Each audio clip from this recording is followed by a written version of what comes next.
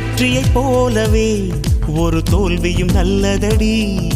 வேப்பம் பூவிலும் சிறு தேன் துளி உள்ளதடி. குற்றம் சொல்லாமல் ஒரு சுற்றம் இல்லையடி. இளையும் புன்னகையால் நீ இருட்டுக்கு வெள்ளையடி. தவறுகள் பண்ணி பண்ணி திருந்திய பிறகுதான் நாகரிகம் பிறந்ததடி. தவறுகள் குற்றமல்ல, சரிவுகள் வீழ்ச்சியல்ல, பாடம் படி பவள கொடி. உள்ளம் என்பது கவலைகள் நிரப்பும் குப்பை தொட்டி இல்லை.